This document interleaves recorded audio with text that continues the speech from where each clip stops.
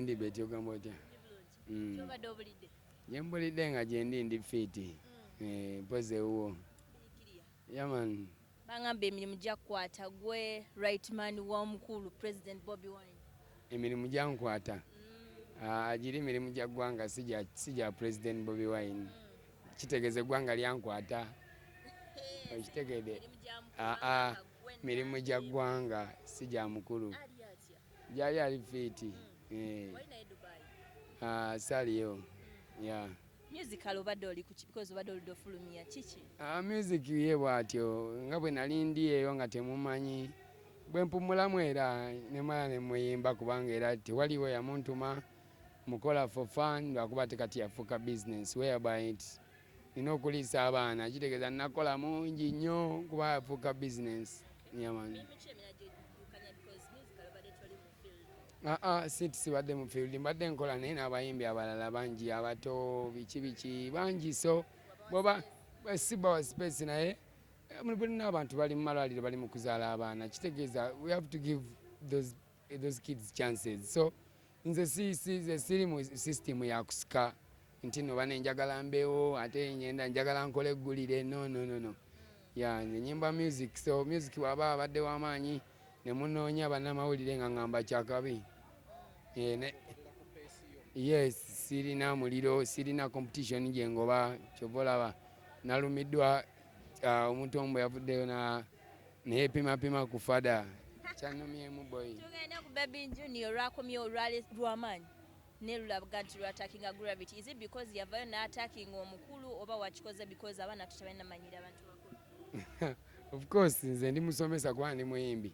Wenengera system enge nawe tateredde ngeri gye sitali wa boda nti ndeete boda mbatwaleko mba ngenda kugenda bugenzi mu studio ngiye ekintu ekyo nkiyimbeko bakitegere bensobola okusomesa kubanga nyinza ogezaako okubuulira n'otabitegeera nti engeri gye nakyansiri ne muyimbi nsobola obiyimba n'obitegeera. Gravity Baby Junior omusajja omukulu alina n'abaana n'omukyala. Nanti engeri gye yakozeemu mwana kubanga nze boyi wange kati kikyoyinza okunkola nenkaaba mazima ddala tubeere bantu bakulu ne bwonkuba ne bwokola ki ne bwemba ki mwana kati wendaba nze nina abaana mwana kati wendaba omuntu ng'akaaba ntyamukko ne nga mwana tabanga ate yafuuseemu baby boy. No yakoze yeyisizaamu ng'abaana tusalawo tumusomese kubanga bweyisaamu ng'abaana singa yakabye bukaabi n'ata disrespectinga bakama baffe kyandibadde kyakabi.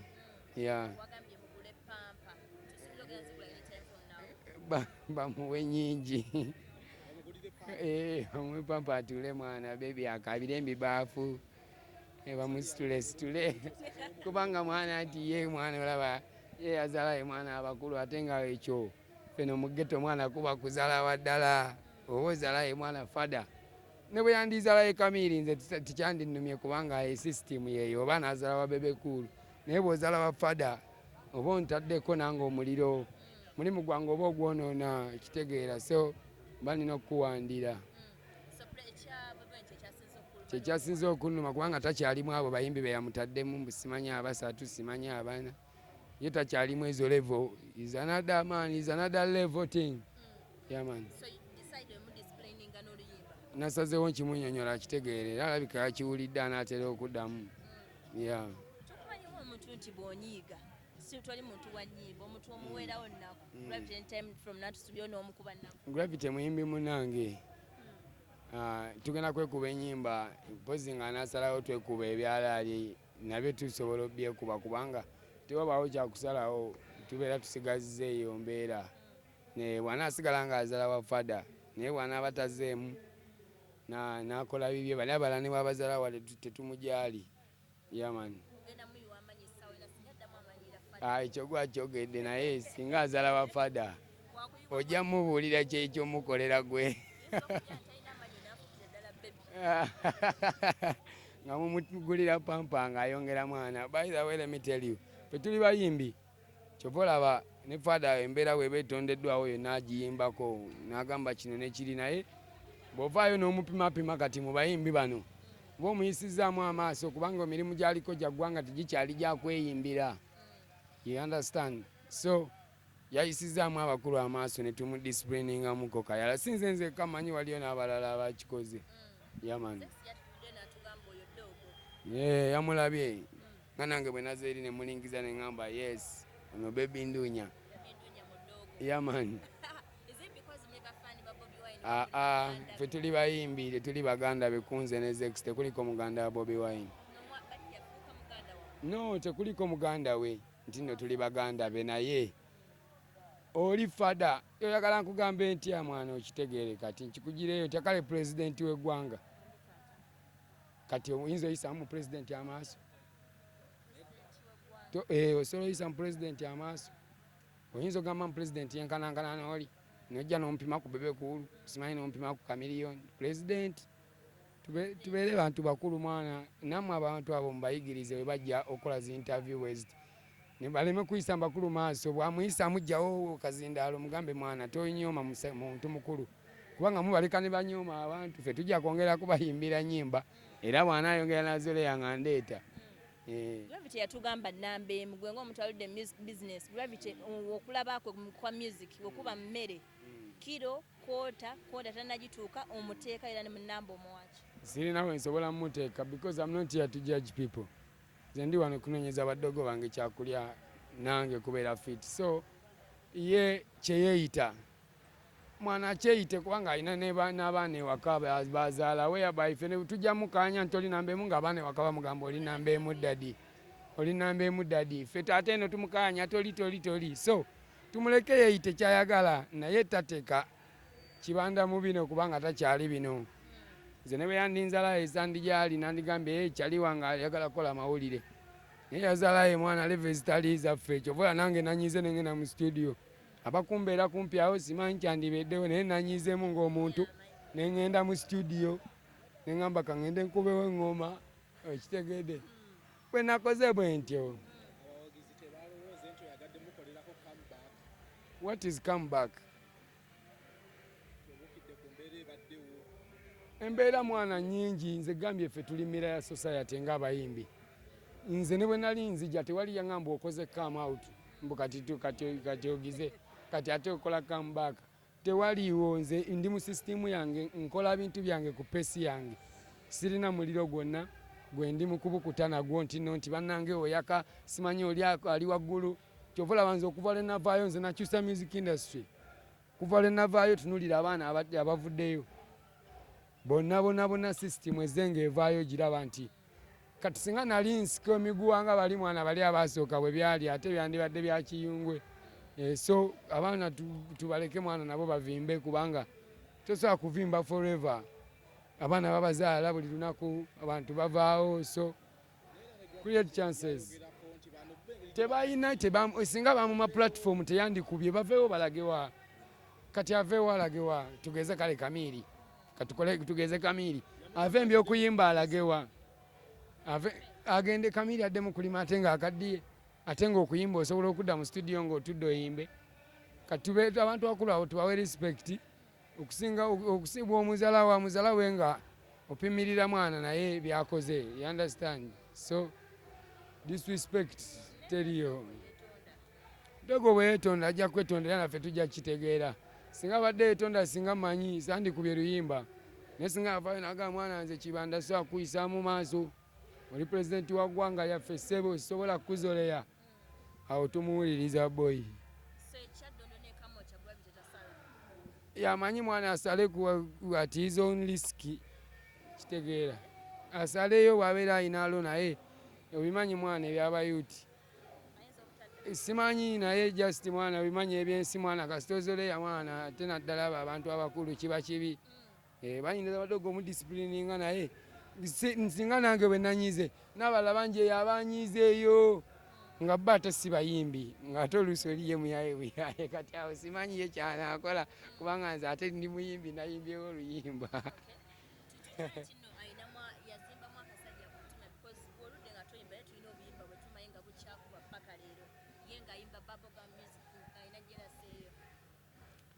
I don't know nze ndi muyimbi nakugambye nti bwe mbeera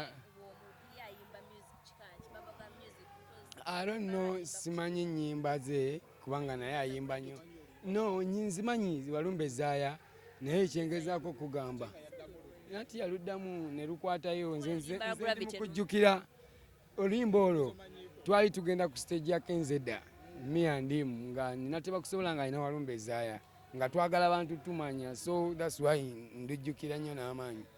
So zino endala mujja kubeera eyo mwekube nazo nze simanyi mwana ndukuwadde boy kati ate yagala ndi yaluddamu remix dayira mwana kati gotandise kibozi kyo yagala kuvimbisa ate oli muyaye oyagala ate kati kuvimbisa oli muyaye kati lwaki kale tuzibongako lwaki tuzibongako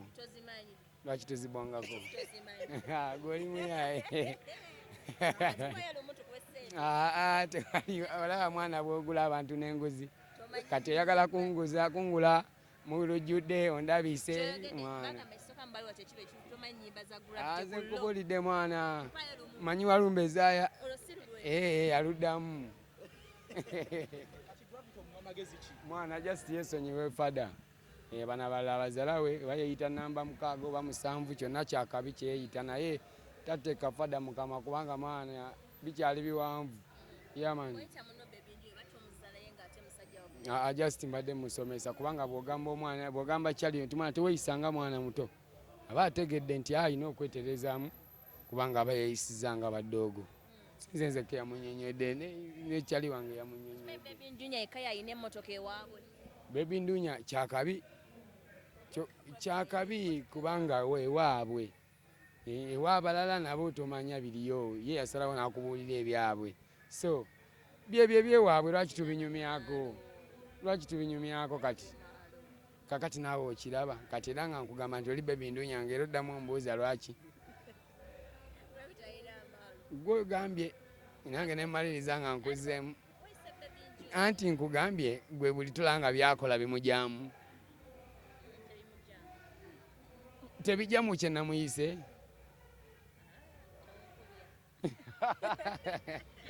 wabula bayirawo lemiterisemu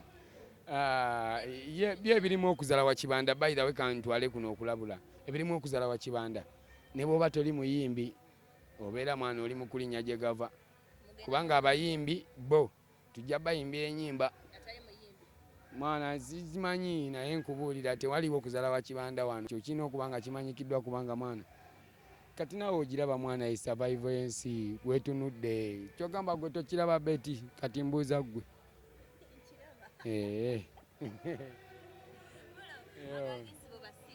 abawagizi bange mwana abawagizi bange mbaagala nnyo mwana era mwebale kuwagira musiki wange kubanga nali simanyi nti nja kufuuka wakabize nali ndi mukukola bukozi bintu byange naye nali simanyi nti ate abantu bagenda biwagira bifuuke so I like this okunjagala everywhere kati surviving man kubo kubanga era bampita ne bampa shows.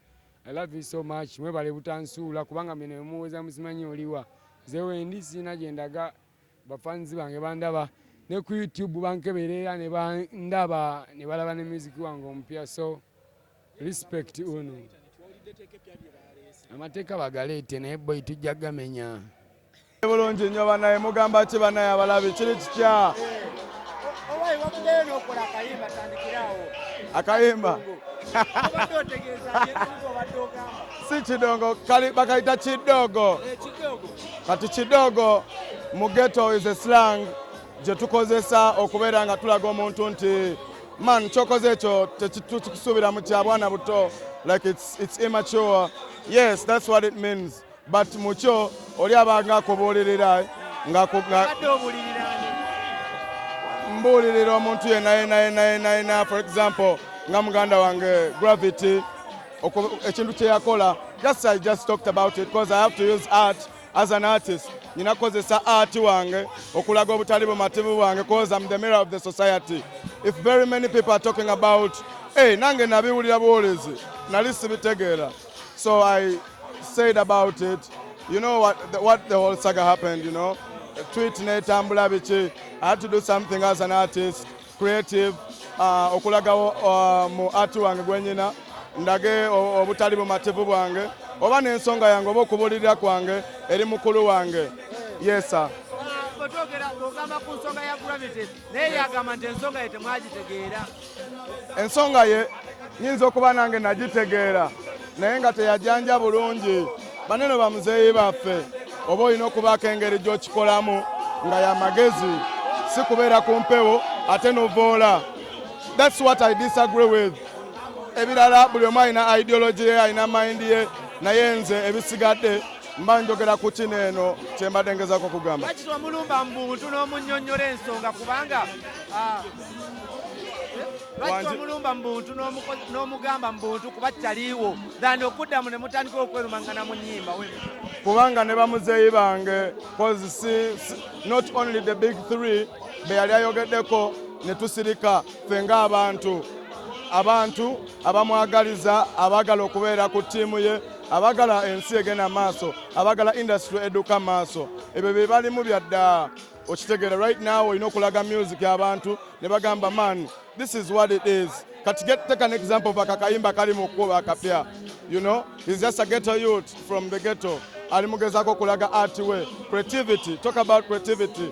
Yes, naye si kuvoola bakulu baffe, not only Bobi Wine, Bebe Cool and Chameleon bensobola okubanga like na sending your message to no but to everyone. Sijja kulabanga bayisamu bakulu baffe ekitiibwa amaaso ate nga tulina kubawa kitiibwa. Omuntu yenna nga ali reasonable olina okurespectinga abakusinga bosinga nawe kenyini newe respectinga cause respect etandikira ku ggwe. naye kirabikanga abantu bemuli mu kulwanira bo basirise tewali kye boogerawo ekitegeeza ki eri abayimbi anti kati era bo tebalina kye balina kwogera nawe okimanyi okitegedde cause ono mwana kati ffe bino by'abaana. You get my point. Tinze nyinza okubanga siwakanya nsonga ya Gravity kubanga agambye mbu kino naye okijjeeyo otya okifulumiza otya. Bano bannaye bakulu baffe bannaye tulina okubanga tulina respect. Nze nakula kye bansomesa respect. Bosinga abakusinga nawe kennyini ne weewa respect. Yes, kitandikira ku ggwe. But waliwo allegations eziraga nti nno kino kikola ku pressure kubanga munupu nawe tebakuli bulungi abaki nti nawe kino kikola ku pressure kubanga munupu nawe tebakuli bulungi. No, like to be honest, I want to be honest. Nze sinze muntu erabira roots zange, but you know nange ndi mu representing art ng'omuntu. Bino tebirimu politics, tebirimu baki bya art. Tobola temulimu ba MP wegundi oba MP wegundi. I'm talking about the art as the musical industry.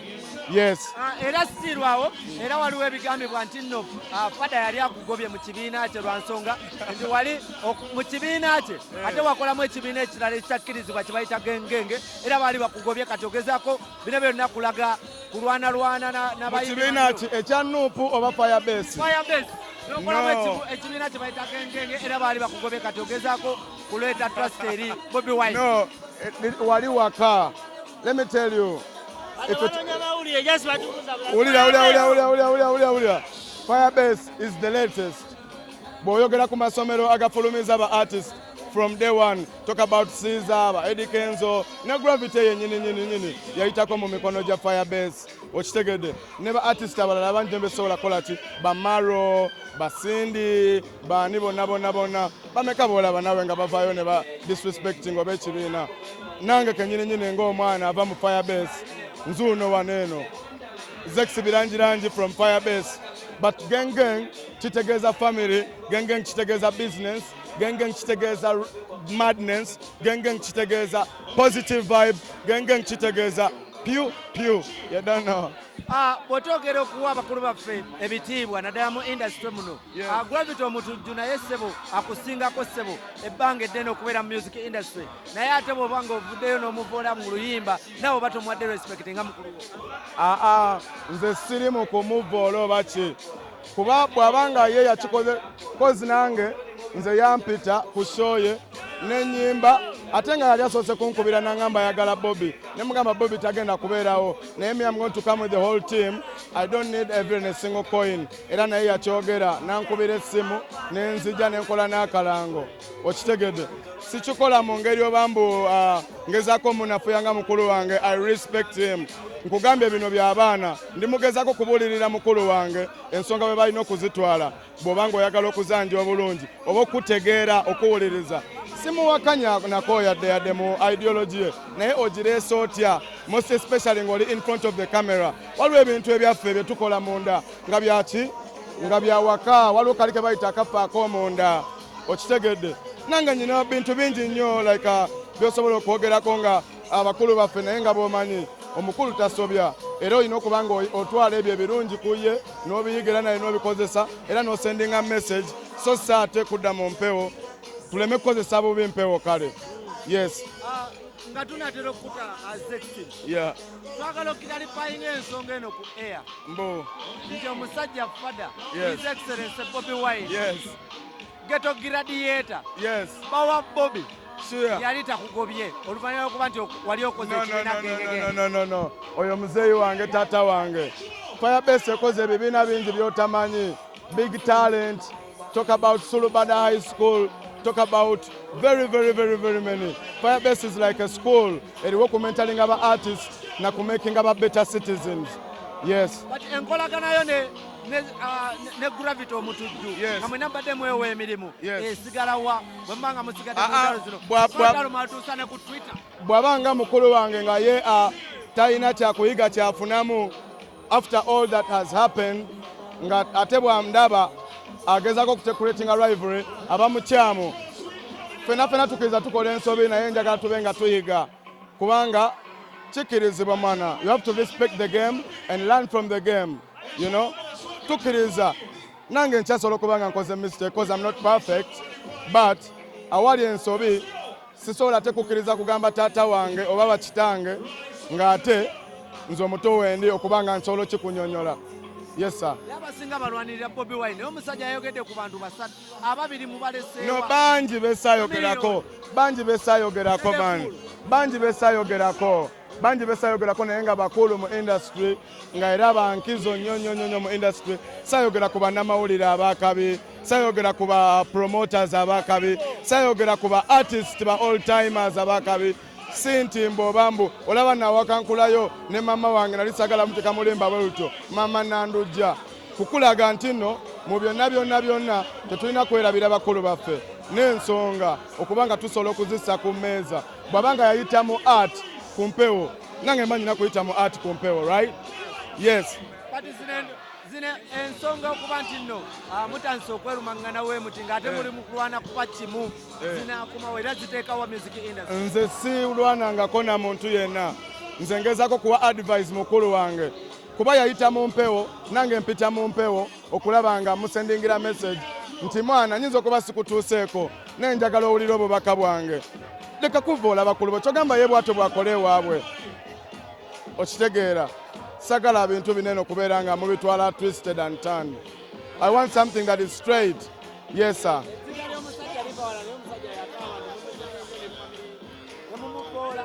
Buli ziga lyonna erifuluma you're paying. It is so good. Mbu yafulumya obulumi bwonna ne bufuluma. Yeah, I cry sometimes too. Naye si ku mpewo. For instance, ng'omusajja nsobola okudda emabbali era nze singa nze nali awo nali nyimiriza amawulire gonna ne mbagamba I need a break. I'm breaking down. I can't do that on air. Kirungi kusaidiye kuba bafulumya pain yonna yete. I believe in a spiritual world. Yes. Okay. I was seeing bravery je nalabawo cause ng'omusajja oba olina okuba omusajja amaziga g'ekisajja agava wala kituufu nnyo naye wootuuka n'ogalabirako kitegeeza ki nti even you in yourself there's something really missing. Simunenyanga muganda wange. I respect him era muwagira nnyo ne music wanyumira naye ate tuyiga okuwaŋŋana ekitiibwa kuba nze nange kennyini ekyo sisobola kyogera ku mpewo nga mudisinga. You get my point. Nengamba Gravity talina kyakoze. Nengamba Gravity olimba tokoze music mulungi. Abaddewo okukwatira generation eddako nga ffe nga ba Fake Maker. Talk about very many other artists. You get okitegede kozi lino liringa taffaali kala ate nange nyina kye nyina okuzimbira abaddako. That's why nyina ba artists tulina okukola ba artist noba mentoring nyina bakirikiri nyina balani x nyina Nash Rhymes Sayola nyina ba Ita waliyo Dax Vibes Fire Bass man bo nenga sagala kwerabira ndine wano nabayaye bonna naye oli omwami birthday ye bamuyita Dan musajja wa mapesa nyota yayogera bingi naye birthday ye man gang we there man latest team yo happy birthday Dan eno birthday ya Dan mwana chali waffe mulungi nnyo database era database ezo muzimu kwase zonna ez'omugeto ate bidogo byonna bomba class zabaniriza baba sitoleki ogamba otya Dax adi wano Justin ni muvayo ebitambula buli kimu kitambula emiziki gitambula ennaku z'omwezi zitambula byonna bitambula yamani endongo ogiraba endongo giraba baba tugigezaako n'ebitambula ku social media obiraba bingi nnyo tosobola bimalayo bingi nnyo yamani owaye abasajja abanyiivu abannuuku kasi omusajja abayo nakona ku pada ng'abasajja bakubulukayo just ndowooza abannayuganda bibaawo just nga webimanyi I think just bano abannayuganda mwana just batukomako ne batutereeza ne batumba sometimes bakuleka n'okola ekintu naye tolina kuyitawo nnyo oyitawo nnyo ne bakubuusa just byonna biva mu out of love okitegeera omuzadde walaba ng'oyisewo kuba mu kibooko ng'oteera sintakwagala naye just aba yakakugunjulamu abamu ku ba music stockholders